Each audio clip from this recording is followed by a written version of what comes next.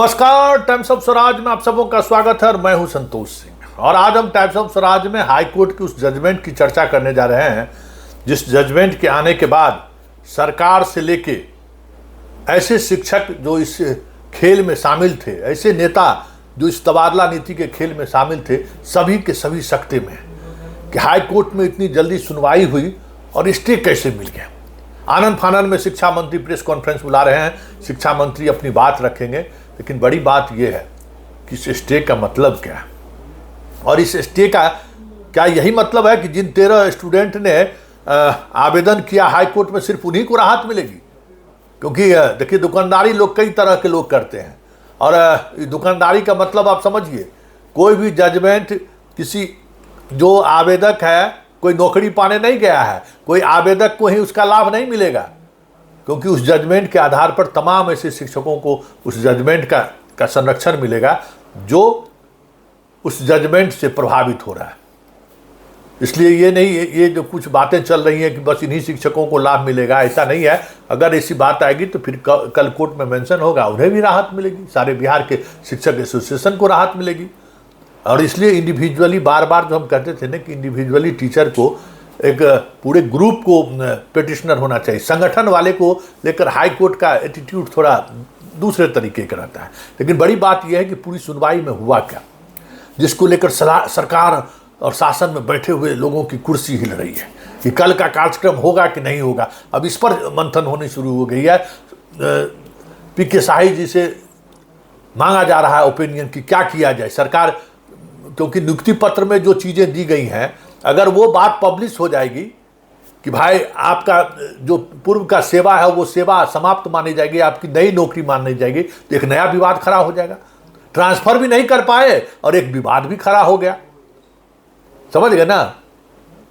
तो इस चक्कर में वो चीज़ें चल रही हैं। अब देखिए क्या होता है। शिक्षा मंत्री के प्रेस कॉन्फ्रेंस का हम लोग भी इंतजार कर रहे हैं, लेकिन बड़ी बात यह है कि हाईकोर्ट ने फैसला क्यों दिया, तत्काल एक ही सुनवाई में क्यों ये कहने को विवश हुआ हाईकोर्ट कि नहीं, ये नहीं चलेगा। देखिए, 45 मिनट तक इस मामले में सुनवाई हुई। ललित किशोर भी थे, मिथिलेश कुमार भी थे, जबरदस्त सुनवाई हुई। और उस सुनवाई के दौरान पक्ष क्या था शिक्षकों का पक्ष यही था कि नियोजित शिक्षकों को विशेष शिक्षक बनाने में को लेकर एक नियमावली बनाएंगे और उस नियमावली को लेकर हमने न्याय मांगा है।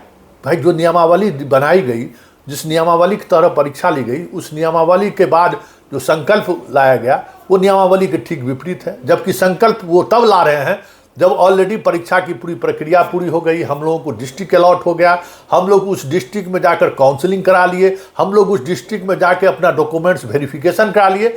और जब पोस्टिंग की बारी हुई कि अब पोस्टिंग होगी, तो अचानक कह दिया कि नहीं, हम एक नई तबादला नीति ला रहे हैं और उस तबादला नीति के तहत हम आपका तबादला करेंगे। और उसके बाद फिर खेला शुरू हो गया। बात जिला आवंटन का था, 10 अनुमंडल तक पहुंच गया।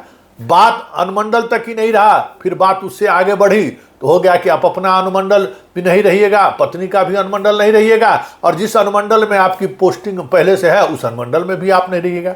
इसको लेकर भी बवाला मचा। रोज सुधार हो रहा है, सुधार नहीं भी हो रहा है, किसी को हो जा रहा है, किसी को नहीं हो रहा है। ये भी एक खेल चलता रहा। आखिरकार लोग कोर्ट गए, कई संगठन के लोग कोर्ट गए हुए हैं।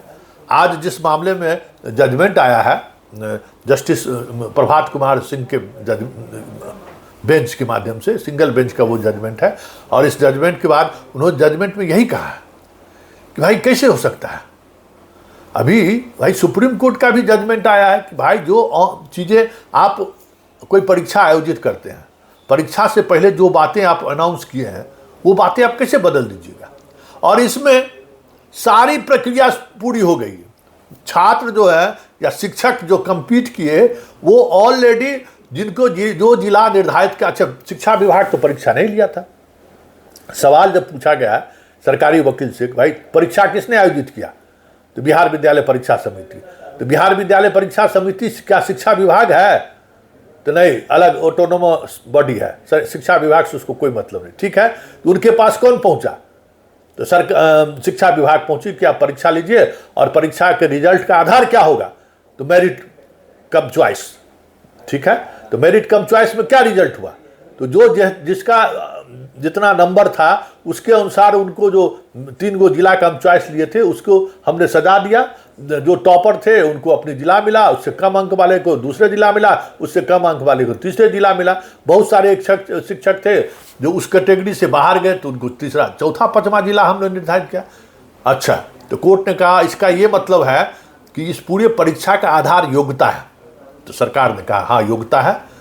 तो जब योग्यता के आधार पर शिक्षकों का चयन हुआ, जिला आवंटित हुआ और उस जिला में वो शिक्षक गए, तो सरकार ने कहा गए, काउंसलिंग हुई तो हुई, वहाँ सारे डॉक्यूमेंट्स का वेरिफिकेशन हुआ तो हुआ।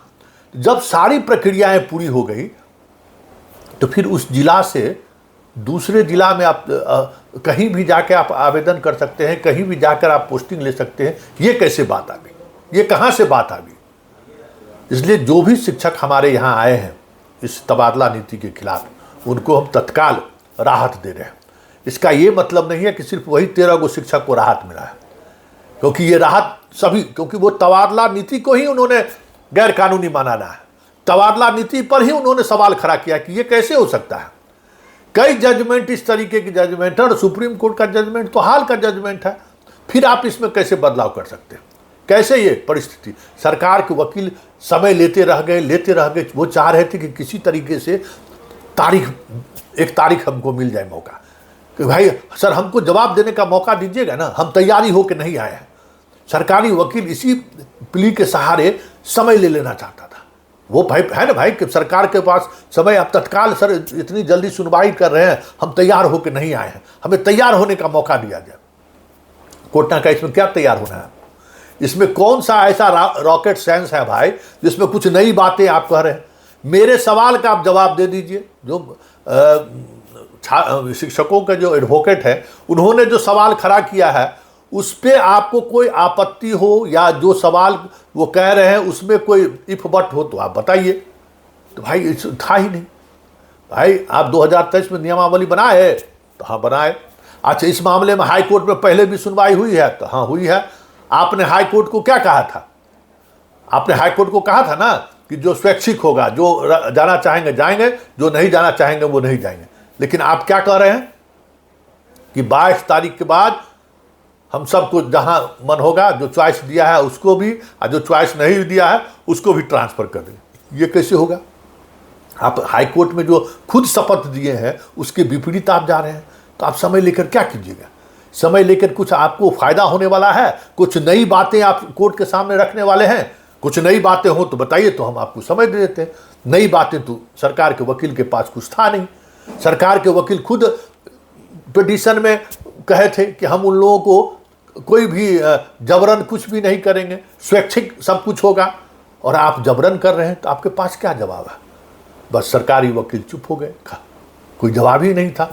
बस तत्काल 3 सप्ताह के लिए स्टे मिला है। 21 जनवरी को अब सुनवाई होगी। अब देखना यह है कि शिक्षा मंत्री के प्रेस कॉन्फ्रेंस में कल के कार्यक्रम को लेकर, क्योंकि बेचैनी बहुत बढ़ गई है, कल के कार्यक्रम को लेकर क्या होता है ये देखने वाली बात होगी। और ये बात समझ लीजिए, सिर्फ 13 छात्रों को राहत, शिक्षकों को राहत नहीं मिली है, ये राहत सभी लोगों को मिलेगी। अगर बात ऐसी होगी तो कल मेंशन होकर सारी बातें सामने आ जाएंगी, क्योंकि जजमेंट नियम पर है, जजमेंट नियमावली पर है, जजमेंट जो उन्होंने